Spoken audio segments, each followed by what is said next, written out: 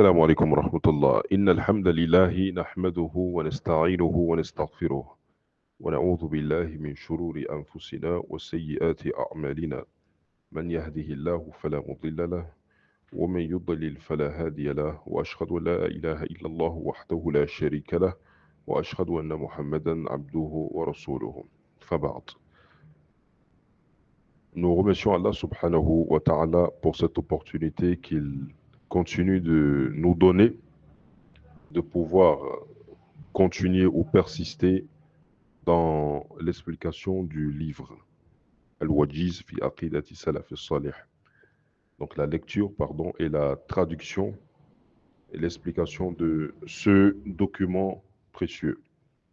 Et donc aujourd'hui, et pour rappel, c'est un document que nous lisions en langue arabe et que nous traduisions en langue française et que nous détaillons les parties obscures ou les parties qui ont besoin d'explication. Donc nous faisons de la traduction de l'arabe au français afin de pouvoir faire acheminer les connaissances utiles, les connaissances importantes au public francophone, des gens qui s'expriment, qui parlent, qui comprennent le français. Mais la méthode qui est la meilleure, sans doute, c'est le fait d'apprendre la langue arabe et de prendre ces cours-là directement en langue arabe. Nous avions des séances que nous donnons en langue arabe. C'est-à-dire pour les gens qui ne maîtrisent pas l'arabe, nous avons des séances que nous donnons pour leur permettre d'acquérir l'arabe et par la suite de pouvoir suivre des cours purement en arabe, assister à des cours en arabe, prendre des explications sur plusieurs matières dans la langue arabe, que ce soit dans le tawhid, que ce soit dans le fiqh, que ce soit dans usul al-fiqh, que ce soit dans le hadith, ainsi de suite. Donc nous appelons ceux qui n'ont pas encore l'arabe de vraiment, que ce soit dans le tafsir également, ainsi de suite. Donc nous appelons les gens qui n'ont pas encore l'arabe de vraiment s'atteler à cela, à cette cause-là. وَمَا خَلَقْتُ الْجِنَّ وَالْإِنسَ إِلَّا لِيَعْبُدُونَ. Donc la raison principale de notre création, c'est l'adoration. Et une vie que l'être humain il fait sans pouvoir lire la parole de son Seigneur, sans pouvoir comprendre la parole de son Seigneur, c'est une vie dans laquelle il y a un manquement.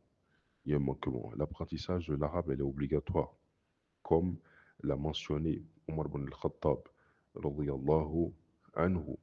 Donc, ça fait partie de la religion, l'apprentissage de l'arabe. Toute chose qui va amener la personne à quelque chose d'obligatoire, cette chose-là est, est donc obligatoire par ricochet. Donc ça, c'est une règle de base qui est connue dans notre religion. Et donc, la langue arabe, il la faut. Donc, il faut s'y atteler. C'est vrai que ce n'est pas facile. Il faut la bonne méthode. Et avec la bonne méthode, Inch'Allah, vous allez y arriver.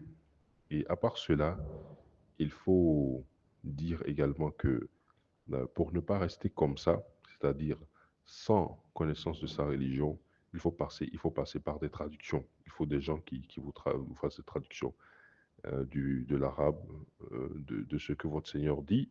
Il faut qu'on vous traduise, donc qu'on vous fasse comprendre, afin que directement vous puissiez acquérir les connaissances de manière brute de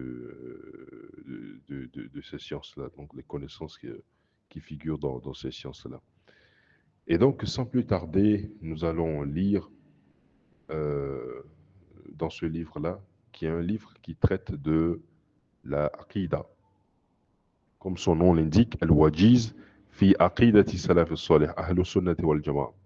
Un résumé à propos de la Aqidah. La Aqidah, c'est-à-dire la croyance ou le dogme des gens de la Sunna, Ahlus Sunnati wal Jama'a, qui sont en réalité les Salaf al-Salih. Yani, les premiers de ces gens-là sont les Salaf al-Salih. Les Salaf al-Salih, c'est-à-dire les premiers musulmans, les prédécesseurs, les pieux, les prédécesseurs, c'est-à-dire nos devanciers, le messager, sallallahu alayhi wa sallam, et ses compagnons. Et donc, c'est un discours ou c'est un prêche qui nous appelle à pratiquer l'islam comme elle est pratiquée à son début, comme elle était. Taïb, comme le messager sallallahu alayhi wa sallam, il a mentionné, vers la fin des temps, vous allez voir l'islam gariba. C'est-à-dire l'islam, elle va devenir étrange, comme nous, on l'est aujourd'hui. C'est-à-dire lorsque quelqu'un il essaye d'appliquer l'islam ou il essaye de parler des règles de l'islam, même pendant qu'il se, yani, lorsqu'il essaye de parler des principes de l'islam ou des choses en islam, les gens voient ça étrange parce qu'ils se disent que c'est quelque chose qui est nouveau. Ils n'en ont jamais entendu parler, vu le fait qu'il y a beaucoup de gens qui ont délaissé la réalité, qui ont délaissé la façon de pratiquer l'islam de nos pieux prédécesseurs. Il y a des gens, d'autres personnes qui ont mal compris, qui ont pris des tests religieux et qui les ont interprétés à leur manière. Ils ont pris le Coran, ils ont pris la Sunna, ils l'ont interprété à leur manière, ce qui a donné aujourd'hui des différents groupes, des sectaires, des exagérateurs, des terroristes, des gens qui salissent l'image de l'islam et de l'autre côté également, des gens qui essayent d'effacer les principes de base de l'islam, des gens qui essayent de changer les lois d'Allah, de rendre halal ce que Allah il a rendu interdit et de rendre interdit ce que Allah il a, il a rendu permis. Donc, pour vraiment être illuminé et pour vraiment prendre conscience de c'est quoi l'islam véridique, c'est quoi l'islam, c'est quoi le Coran et la Sunna, hein, selon comment le prophète il l'a compris, selon comment les premiers musulmans ils l'ont compris, il faut apprendre. Il faut apprendre, et il faut apprendre par exemple dans ce genre de documents, vers ce genre de sources. Alors, sans plus tarder, après avoir parcouru ou fait un petit résumé, nous allons entrer directement à la page numéro 105 du document. Et donc ici, il va s'agir, on va lire de manière brève, on va lire un peu, c'est-à-dire on ne va pas parcourir tout le chapitre que nous allons aborder aujourd'hui. Nous allons essayer de parcourir quelques lignes dans ce chapitre-là. Il s'agit de quoi? Il s'agit ici du chapitre Musamma al-Iman. Musamma al-Iman. Quand on a parlé entre-temps déjà de al-Iman, Iman, c'est-à-dire la foi, ce que cela veut dire. Et nous avions parlé, pardon, du hadith du messager d'Allah sallallahu alayhi wa sallam qui a parlé des piliers de la foi. Quels sont les piliers qui font de toi quelqu'un qui a la foi? Qu'est quoi le contenu de la foi? On en a parlé précédemment, mais aujourd'hui, nous allons encore approfondir une autre partie de toujours cette foi-là, c'est-à-dire la foi selon le messager d'Allah et selon ses compagnons. Musamma al-Iman, c'est-à-dire quel est le nom, quels sont les différents noms, ce que implique le, le Iman, la, la foi. Et donc, vous suivez avec moi à la page numéro 105. Min usuli aqidati salaf salih. Donc, parmi les fondements de la croyance des salaf as-salih, c'est-à-dire des premiers musulmans, de nos pieux prédécesseurs, quand on dit salaf, c'est-à-dire les anciens, donc nos prédécesseurs en islam, nos modèles dans l'islam, c'est-à-dire les compagnons et ceux qui les ont suivis, Ahlus Sunnati wal Jama'a, donc ceux qui sont Ahlus Sunnah wal Jama'a, les véritables Ahlus Sunnah wal Jama'a, parce que les gens aujourd'hui, ils s'affilient à Ahlus Sunnati wal Jama'a alors qu'ils n'en ont rien à voir, c'est-à-dire ils n'ont rien à voir avec cela. Ils prennent le Coran, ils prennent la Sunna et ils l'interprètent pardon, de la manière dont ils veulent, de la manière qui leur semble bon ou selon leur raisonnement ou selon des raisonnements ou selon de la philosophie, ainsi de suite. On ne parle pas de cela. On parle des véritables Ahlus Sunnati wal Jama'a. Les gens vraiment qui sont sur ce sur quoi était le messager d'Allah et ses compagnons. Et donc, parmi les fondements de ces gens-là, c'est-à-dire la croyance de ces gens, an al-iman, c'est que al-iman tasdiqun bil janan. Donc, l'iman, c'est quoi? C'est tasdiq, c'est-à-dire c'est le fait de confirmer. quelque chose. C'est le fait de confirmer Biljanan avec son fort intérieur, avec son cœur. Wa qawlun bil lisan. Et ce n'est pas tout. Ce n'est pas seulement le fait de confirmer.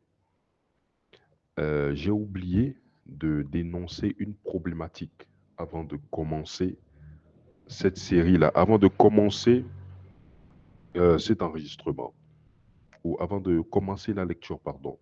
La problématique que j'ai oublié de souligner parce que il faut énoncer une problématique afin de savoir, afin que tout le monde puisse savoir là où nous sommes en train d'aller. La problématique, elle est quoi? La problématique qui se soulève, elle est que aujourd'hui, à notre époque, et avant nous, et même à l'époque des grands imams de l'islam, comme l'imam Malik et d'autres grands imams, d'autres parmi les quatre grands imams, ou après les quatre grands imams, on a eu des gens qui se sont levés et qui ont dit que al-iman la yazidu wa la yanqus. C'est-à-dire que la foi, elle ne diminue pas, elle n'augmente pas. C'est-à-dire elle est jamid. C'est-à-dire elle est quoi? Imbougeable. Elle ne bouge pas. Elle est, comment on appelle, immuable, si vous voulez. C'est-à-dire elle ne bouge pas. Tant que tu as la foi, c'est que tu as la foi. Point. Si tu n'as pas la foi, tu ne l'as pas. Point. Ça n'augmente pas, ça ne diminue pas. Ça veut dire que la foi de Shaitan, elle est la même foi que la foi du prophète Mohammed, sallallahu alayhi wa sallam. Donc c'est des paroles comme ça. C'est de là que est venu le fait de porter l'attention des gens sur ce genre de paroles-là. Est-ce que ce genre de paroles qui vient de certains groupes qu'on ne va pas forcément étaler, qu'on va essayer de renforcer à la séance prochaine, donc qui viennent de certains groupes, est-ce que ce genre de paroles-là, elle est conforme? Est-ce que ce genre de foi-là, est-ce que ce genre d'idéologie, est-ce que ce genre de paroles, est-ce que ce genre de aqidah, c'est-à-dire de dogme, de croyance, elle est conforme à ce sur quoi le messager d'Allah, sallallahu alayhi wa sallam, il était, et ce sur quoi ses compagnons, ils étaient également? Voilà d'où est venue l'importance d'apporter l'éclaircissement. Et voilà d'où est venue l'importance à nous tous de nous affilier à la sunna du messager. Pas seulement à la sunna du messager selon la compréhension des premiers musulmans, salaf al-salih. D'où l'importance de nous affilier au salaf. Un salafi. Je suis un salafi. Je suis sur la voie des premiers musulmans. Je suis sur la voie du messager et celui des premiers musulmans, comme le messager lui-même, il nous l'a demandé. Alaykum bi sunnati wa sunnati al-khulafa'i ar-rashidin. Donc, accrochez-vous à ma sunna et celle de mes compagnons bien guidés. Et donc, d'où l'importance pour nous de revenir, de nous accrocher, de, de, de nous démarquer de ceux-là qui viennent créer de nouvelles croyances en islam. Vous savez que ce genre de croyances, ce sont des croyances qui ont des conséquences. Parce que lorsque tu dis que la foi, elle ne bouge pas, soit tu as la foi, soit tu ne l'as pas. Par exemple, lorsque tu dis à une femme, mets ton hijab, mets ton hijab pour sortir, par exemple. On sait que le hijab pour la femme pour sortir, c'est obligatoire. La femme doit recouvrir son corps pour sortir. Lorsque tu lui dis, mets ton hijab, et elle dit, non, vraiment, aujourd'hui, je ne veux pas. Elle sort comme ça. C'est une musulmane, hein. Elle a un manque de foi. Elle a une baisse dans sa foi qui l'a amené à faire ce genre de choses. Donc, chez les gens de la sunna, on dit que elle a eu une baisse de foi qui l'a amené à faire ce qu'elle est en train de faire. On ne dit pas que la foi l'a quittée. Elle n'a pas de foi. Parce que lorsque tu dis que la personne, elle n'a pas de foi, du fait que tu es sur la logique que la foi, elle n'augmente pas, elle ne baisse pas, c'est-à-dire soit elle est là, soit elle n'est pas là, donc tu es en train de dire par là que c'est une mécréante. Tu es en train de la sortir par là de l'islam. Et voici ce genre de croyance-là que les Khawarij, ils ont, par exemple. les exagérateurs que nous voyons aujourd'hui, ceux qui salissent l'islam, qui tuent leurs propres frères musulmans. On parle beaucoup d'eux. Pourquoi? Parce que c'est eux qui sont un peu répandus partout. Quand on entend l'islam directement, les gens ils font affiliation à eux. Hein. Ces gens-là qui n'ont rien compris de l'islam, qui suivent leur passion, et ces gens-là de qui nous devons nous démarquer. Nous devons dire aux gens, attention, ça, ce n'est pas de l'islam. Nous, nous sommes sur la voie des salafs. Nous, nous sommes sur la voie des premiers musulmans, en réalité. Nous sommes vraiment ceux qui sont sur les sunnah, le sunnah wal jama'a. Vous voyez? Et ceux-là, ces gens-là, ils contredisent, ces gens-là, ces exagérateurs, ces irhabiyoun, ils contredisent les textes religieux, ils contredisent la compréhension des premiers musulmans de l'islam.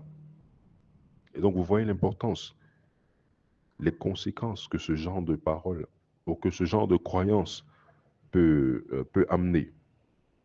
Et donc, voilà la problématique. C'est là, en fait, la problématique. Est-ce que la foi, elle augmente, elle diminue, ou elle ne bouge pas, comme le pensent ces gens-là? Et donc, c'est ce qui nous a amené à vouloir lire dans ces pages. Et donc, je reviens à la page. Min usuli aqidati salaf salih. Donc, parmi les fondements de la croyance de salaf salih, le sunnah wal jama'a, c'est que l'iman, la foi, c'est tasdiqun bil janan. C'est le fait de confirmer. Saddaqa shay'a, yani ja'alahu shay haqiqi, ou ja'alahu sidq. Donc, c'est le fait de confirmer, de rendre véridique quelque chose avec son cœur, son fort intérieur. Wa qawlun, ce n'est pas que ça. C'est également wa qawlun bil lisan. C'est également le fait de prononcer avec sa langue. Wa amalun bil jawarih. C'est également le fait d'œuvrer avec ses membres. Donc, cette parole, elle vient répondre à la préoccupation qui est du fait de savoir, est-ce que le fait de croire seulement dans son cœur, ça suffit? Parce qu'on entend des gens dire, ah bon, moi je crois, mais je ne suis pas pratiquant. Je suis musulman, mais je ne suis pas pratiquant. Je ne pratique pas. Ma foi, elle est juste dans mon cœur. Comme vous voyez aujourd'hui les Occidentaux, les ennemis de l'islam, ils veulent amener les musulmans à être. Ils veulent fabriquer une religion qui a juste des tests, mais qu'on ne pratique pas. Une religion qu'on lit, mais qu'on n'applique pas. Voilà ce qui se passe dans beaucoup de pays occidentaux que vous connaissez, des autorités qui essayent d'étrangler, d'étouffer la pratique de l'islam. Alors que, comme vous le voyez ici, parmi les fondements des gens de la sunna, c'est que la foi, ce n'est pas juste que de la confirmation dans le cœur, mais c'est également la parole de la langue et les actes qui sont posés par les membres. Yazidu bit-ta'a, donc la foi, elle augmente avec l'obéissance, wa yanqusu bil-ma'siyah, et elle diminue cette foi-là avec les péchés, elle diminue, elle iman. Et donc, de manière résumée, c'est quoi? Lorsqu'on te demande, toi, qu'est-ce que tu as retenu de tout ça? Donc, tu dis que tu as retenu que l'iman, la foi, qawlun wa amalun yazidu wa yanqus. On va amener les preuves coraniques à propos de cela, parce que c'est ça qui fait la caractéristique des gens de la sunna. Ils amènent les preuves à propos de ce qu'ils disent. Et quand on parle de preuves, on ne parle pas seulement du fait de réciter des versets et du fait de réciter des hadiths. Lorsque les versets et lorsque les hadiths portent à des interprétations diverses, on retourne à comment est-ce que les compagnons du messager, ceux sur qui la révélation elle est descendue, comment est-ce qu'ils ont compris ces versets? Parce qu'ils ont été avec le messager, ils ont siégé avec le messager. Le messager, il leur a expliqué, il leur a donné la compréhension correcte qu'ils devraient avoir par rapport à ces choses-là. Et donc voilà, de manière résumée, ce qu'il faut garder. Al-iman, qawlun wa amal, yazidu wa yanqus. Donc la foi, c'est de la parole, des actes, elle augmente et elle diminue. Et donc lorsque on dit, par exemple, qawl, al-lisan, lorsqu'on te dit, par exemple, c'est quoi qawl al-lisan? c'est-à-dire que la langue, elle parle. Lorsqu'on te dit comment est-ce que la langue, elle parle? Ou bien lorsqu'on te dit, Afwan, par exemple, comment est-ce que le cœur, elle parle? La parole du cœur, comme le cheikh il a dit ici, i'tiqaduhu. La parole du cœur, c'est ce à quoi elle croit. C'est ça la parole du cœur. Wa tasdiquhu, ce qu'elle rend véridique, c'est-à-dire ce qu'elle confirme, ce que le cœur, elle confirme. C'est ça sa parole. Wa iqraruhu, ce qu'elle atteste. C'est ça la parole du cœur. Wa iqanuhu, ce que elle confirme de manière résumée, attester, confirmer ce à quoi elle croit. Tout ça, c'est la parole du cœur. Tout ça, c'est la manière dont le cœur, elle s'exprime avec la parole. Donc, ce qu'elle croit. Deid, wa qawlul lisan. C'est quoi la parole de la langue? La parole de la langue, huwa nutq. Donc, c'est ce qui est prononcé, bishahadatayn, par exemple. Le fait de prononcer shahadatayn, ashhadu an la ilaha illallah, wa ashhadu anna muhammadan rasulullah, wa iqraru, wal iqraru, billawazimihima. Et le fait de confirmer ce que ça implique, c'est-à-dire ce que la shahadatan, elle implique. Donc ce n'est pas seulement, vous tenez bien, de prononcer. Parce que tu peux prononcer quelque chose que tu détestes. Tu peux prononcer quelque chose avec lequel tu n'es pas d'accord dans le cœur. Ça, ce n'est pas de la foi. La foi, c'est que tu confirmes cette chose-là et que tu es d'accord avec al-iqrar bihi. Al-iqraru bihadha shay. Et donc, c'est quoi, par exemple, le amalul qalb? Parce que tout à l'heure, on a parlé de qawlul qalb. Comment est-ce que le cœur, il parle? On a dit que c'est à travers sa confirmation. Et donc, c'est quoi amalul qalb? C'est quoi l'acte, l'œuvre du cœur? Comment est-ce que le cœur, il œuvre? Est-ce que le cœur, il pose des actions? Est-ce que le cœur, il a des adorations qu'il fait? Comme par exemple, on sait que les membres, il y a des adorations qu'ils font, que nous voyons clairement, comme le fait de faire la prière, le fait de faire la zakat, ainsi de suite. Ce sont des actes qui sont faits par les membres. Mais est-ce que le cœur, lui également, il a des actes qu'il pose? Bien sûr que oui. On a par exemple un niya, donc l'intention, le fait de prendre l'intention. L'intention, c'est une adoration et elle émane du cœur. Wa taslimuhu, le fait de se soumettre, la soumission du cœur, de se soumettre à quelque chose, c'est une adoration. Wa ikhlasuhu, le fait d'être sincère dans ses adorations, le fait de faire quelque chose avec sincérité pour Allah Azzawajal, c'est une adoration également. Donc il ne faut pas croire que l'adoration, c'est uniquement prier. L'adoration également, le cœur, elle fait des adorations. Hein, d'accord? El-Mahabba, l'amour pour Allah Azzawajal, mettre Allah devant tout. Ce sont des adorations et Allah, il récompense la personne pour ces choses-là. Ainsi de suite. Donc, on va lire ici dans la marge ce que le cheikh il a mis dans la marge en ce qui concerne Al-Iman, une explication un peu plus détaillée à propos de la définition de Al-Iman. Al-Iman ou la foi, lughatan, c'est-à-dire de manière linguistique dans la langue arabe, at-tasdiq ou at-tasdiq. Quand on dit tasdiq, c'est le fait de rendre quelque chose véridique, le fait de croire en quelque chose. Tu crois que la chose c'est vrai. Wa idhar, wa idhar al-khudu'. Et c'est le fait de montrer la soumission, wa iqrar. Hein? Donc c'est le fait de croire et le fait de montrer la soumission à ce à quoi tu as cru. Vous voyez, les deux sont ensemble. On peut croire en quelque chose et ne pas y montrer de la soumission. Mais il faut les deux. Donc le fait de montrer de la soumission à ces choses-là, montrer que vraiment on est là-dessus. Wa shar'an, ça dit dans la législation, c'est quoi al-iman? Tout à l'heure, on vient de voir la définition dans la langue arabe, simplement. Maintenant, la définition dans la législation, c'est quoi al-iman? هو جميع الطاعات الباطنة والظاهرة. C'est toutes les adorations. C'est toutes les adorations, les obéissances, tout ce que nous faisons, al-zahira al-batina, celles qui sont extériorisées, c'est-à-dire celles qu'on voit et celles qu'on ne voit pas. Celles qu'on ne voit pas, par exemple, comme les adorations du cœur, et celles qu'on voit, par exemple, comme les adorations de la langue ou des membres. فالباطنة كأعمال القلب comme le cheikh l'a dit والظاهرة كأعمال البدن من الواجبات والمندوبات وملخصه هو ما وقر في القلب. Donc de manière résumée, la foi c'est quoi? هو ما وقر في القلب. C'est la chose qui s'est installée dans le cœur. وقر بمعنى سكن سكن وثبت. Donc c'est la chose qui s'est déposée dans ton cœur. La chose, elle s'est déposée dans ton cœur. Ce n'est pas qu'elle est volatile. Elle s'est déposée, elle s'est assise vraiment. Cette chose-là, elle s'est assise, c'est-à-dire elle est dans ton cœur. Elle est là, elle réside là. وصدقه العمل.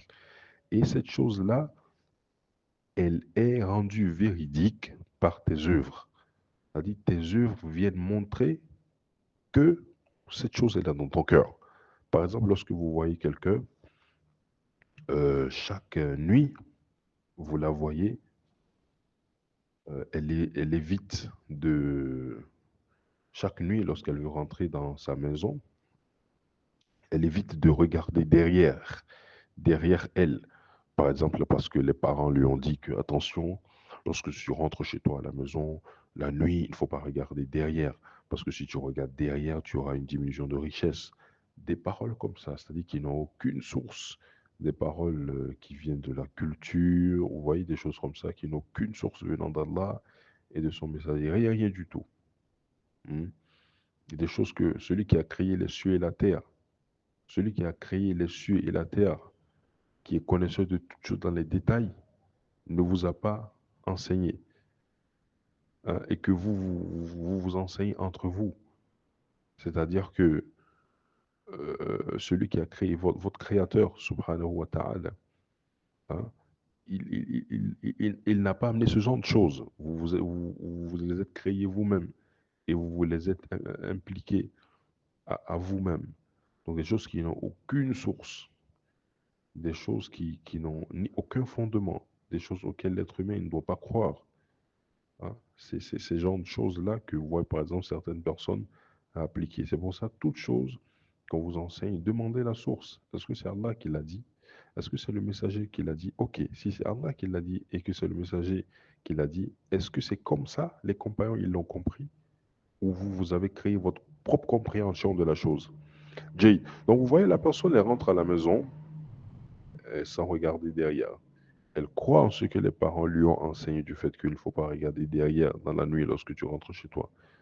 Cette chose-là, elle l'a mise dans son cœur. Cette chose-là s'est installée dans son cœur, vous voyez. Et elle s'est traduite par l'action. Donc c'est ça qu'on appelle l'iman, c'est ça qu'on appelle une foi. وَبَدَتْ ثَمَرَاتُهُ فِي الْجَوَارِحِ.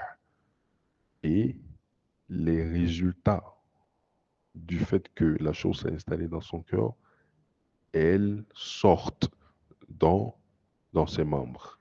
C'est-à-dire, elles se manifestent au niveau de ses membres. Vous voyez, c'est tout à fait logique.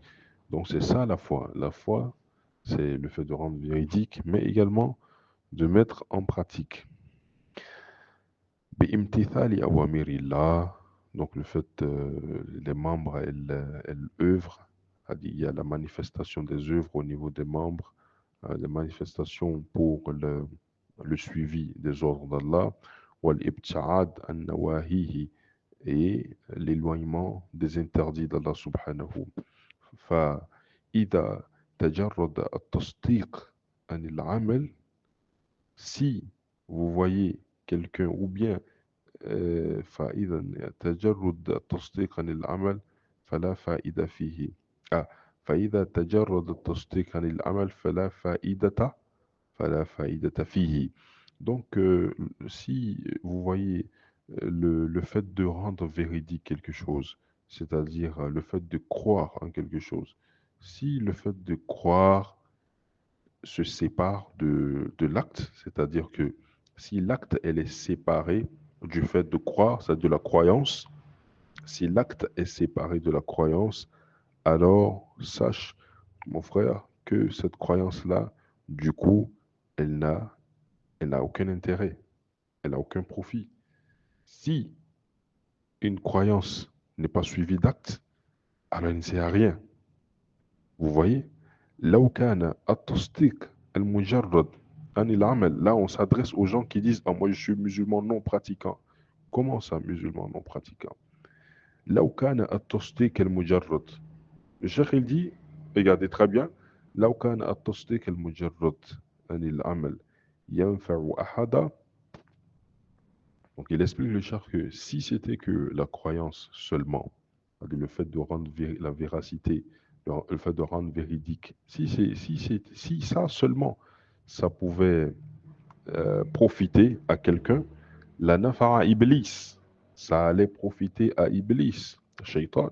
Na'udhu billahi minhu wa min khutuwatihi, amin. On demande à Allah de nous préserver contre lui et contre ses pas.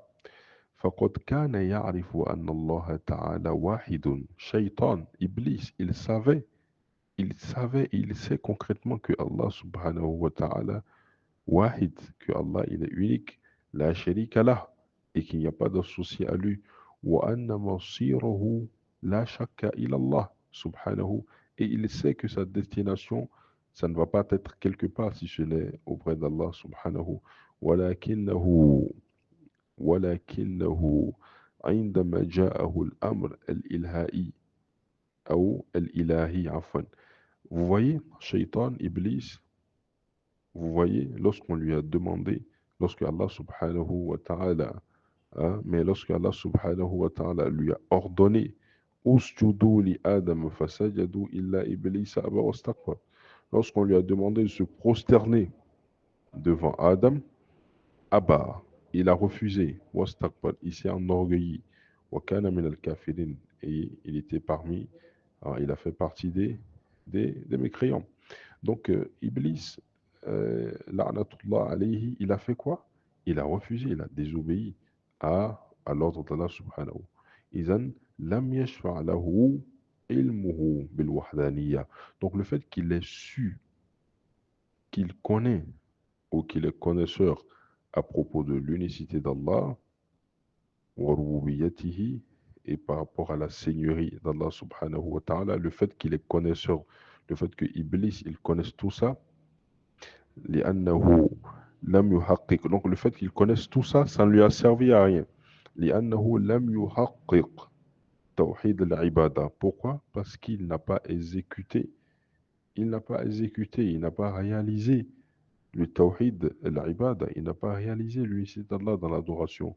Il n'a pas obéi à Allah, dans l'adoration que Allah lui a demandé de faire. الذي من أجلها خلق الله الخلق. Cette adoration pour laquelle Allah subhanahu wa ta'ala il a créé la créature. إذن فالتصديق المجرد.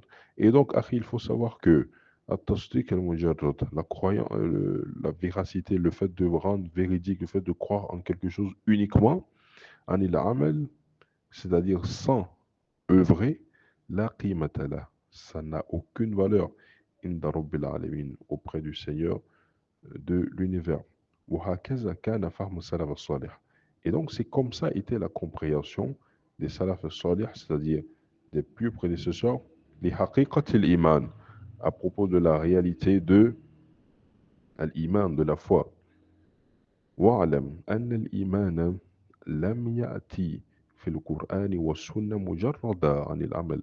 Et il faut savoir, mon frère, ma sœur, que l'iman, la foi, elle ne vient jamais dans le Coran tout seul. Elle vient toujours avec l'acte, avec l'œuvre. Bal utifa alayhi al-amal. À chaque fois, Allah subhanahu wa ta'ala, il lie l'acte à la foi. Al-amal al-salih. Il lie la bonne œuvre à quoi?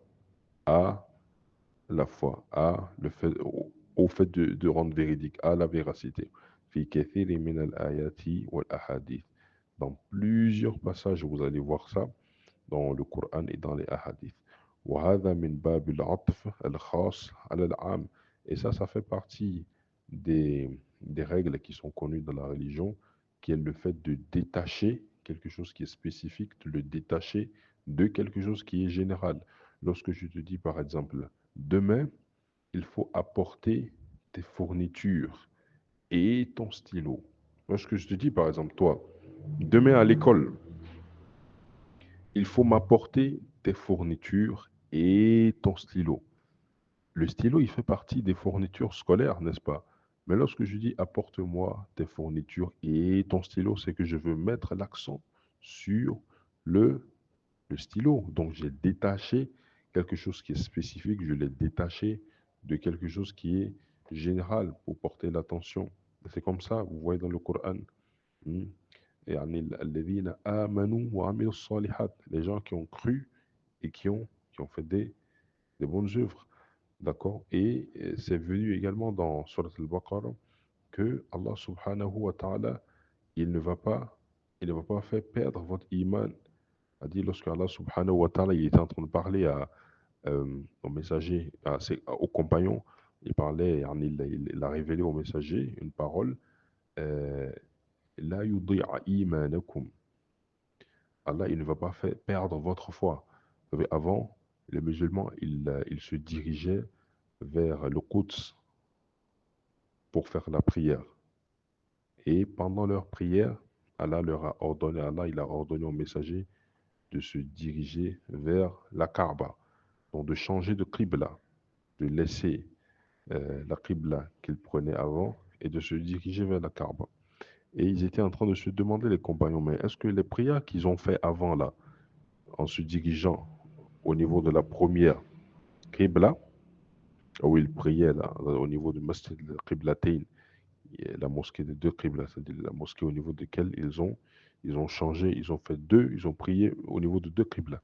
Donc ils se demandaient, mais est-ce que toutes les prières qu'on avait faites avant au niveau de l'ancienne qibla, est-ce qu'elles sont nulles? Et c'est là, il leur répondait que Allah, il ne va pas faire perdre votre iman. Allah, il a appelé la prière, il a appelé iman. Donc la prière, ça fait partie de la foi. La prière, c'est la foi. Toutes les autres actions, que ce soit la prière, la zakat, c'est la foi.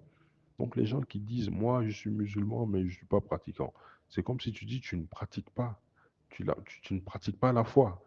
En fait, ça n'a aucun sens de rendre quelque chose. Tu dis, oui, je crois que Allah, il doit être l'unique qu'on doit adorer. Oui, je crois que le messager, Mohammed sallallahu alayhi wa sallam, il est son messager. Oui, je crois que la prière elle est obligatoire, mais je ne prie pas. Je prie pas, c'est dans le cœur. Moi, vraiment, franchement, moi, je prie pas. C'est dans le cœur. Et ça, c'est pas de la foi. C'est pas de la foi en réalité. C'est pas du tout de la foi. Donc, une véracité sans acte est vain. Jade.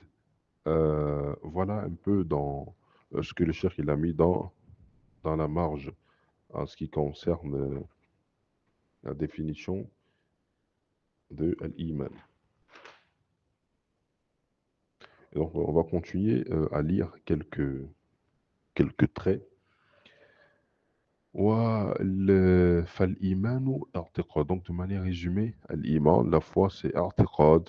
Donc, c'est le fait de croire. وقول, c'est la parole. وعمل, c'est l'axe, c'est l'œuvre. يزيد بالطاعة, il augmente avec l'obéissance. وينقص بالمعصية, et il diminue avec les péchés. فمن أتى بجميعها فقد اكتمل إيمانه. Donc la personne qui va venir avec tout ça, c'est-à-dire la confirmation avec le cœur, la parole et les actes, فقد اكتمل إيمانه. Celui-là, il aura parachevé sa foi. C'est-à-dire sa foi, elle sera complète.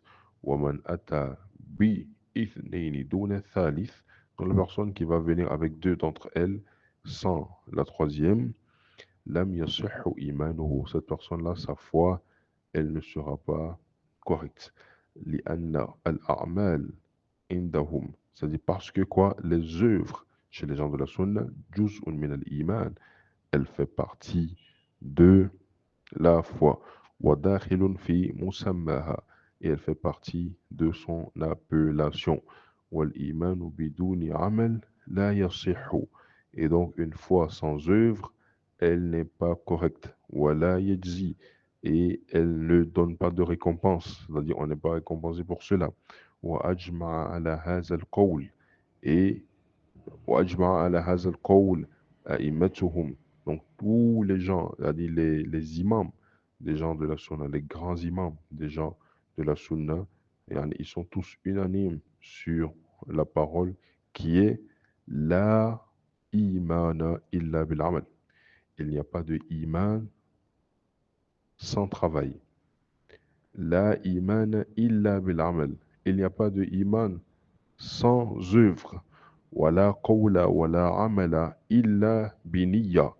Il n'y a pas de parole, il n'y a pas d'œuvre, si ce n'est avec la niyya, l'intention. Wala qawla wala amala wala niyyata illa bimuwafaqati sunnah. Il n'y a pas de parole, il n'y a pas d'œuvre, et il n'y a pas de niyya, d'intention également, sans conformité à la sunna du messager d'Allah, sallallahu alayhi wa sallam. Et ce que je viens de lire là tout à l'heure, dans le document, هذه القاعدة مشهورة جدا عند أئمة السنة. C'est une règle de base, c'est-à-dire la iman. Je vais répéter la règle. C'est une règle déjà qui est répandue, qui est connue auprès des imams, des grands imams, des salaf salih, les grands imams parmi nos imams, nos prédécesseurs. مثل, à l'exemple de l'imam al-Awza'i. Vous avez entendu parler de l'imam al-Awza'i, qui fait partie des tabi'in, c'est-à-dire la génération qui a suivi la génération des, des tabi'in. Parce que, vous savez, les meilleures des périodes, comme nous avions mentionné dans les audios précédents, comme le messager d'Allah sallallahu alayhi wa sallam, il a mentionné dans son hadith qui est sahih que les meilleurs des gens, khairun nas qarni. Les meilleurs des gens, ce sont les gens de mon époque, c'est-à-dire le messager et ses compagnons. ثم الذين يلونهم. Et ensuite les gens qui les ont suivis, c'est-à-dire les, les tabi'un, c'est-à-dire les élèves des compagnons. ثم الذين يلونهم. Et ensuite, ceux qui les ont suivis, c'est-à-dire les élèves des compagnons. Et donc, ce grand imam-là, Al-Awza'i, rahimahullah, il fait partie de, de ceux-là.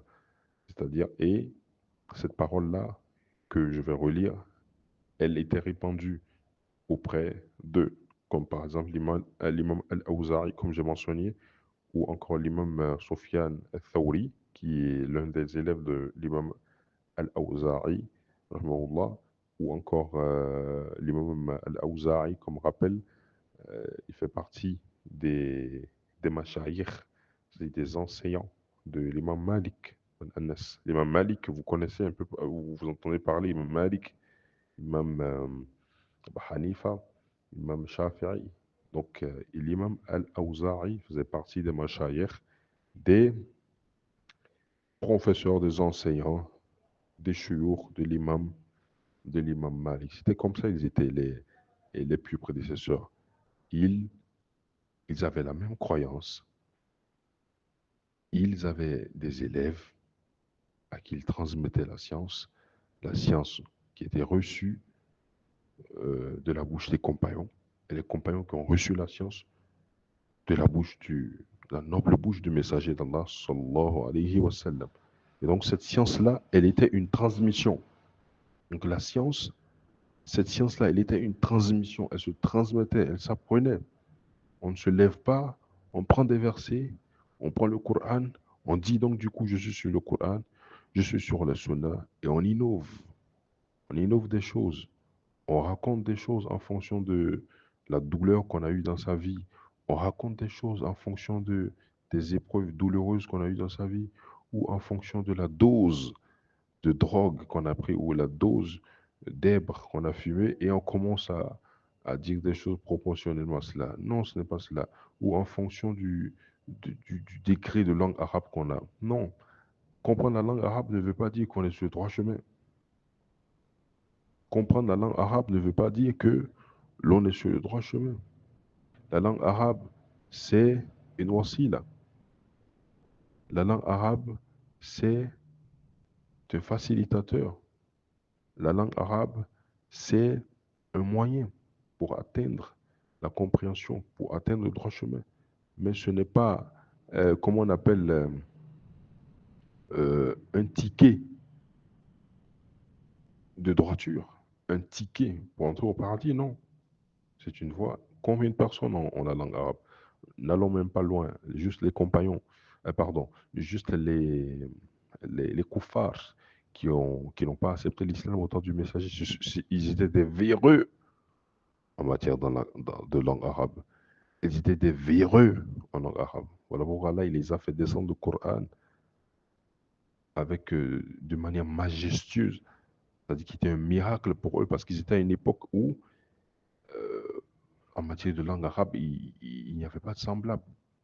Ils étaient les meilleurs de leur époque, de toutes les époques confondues.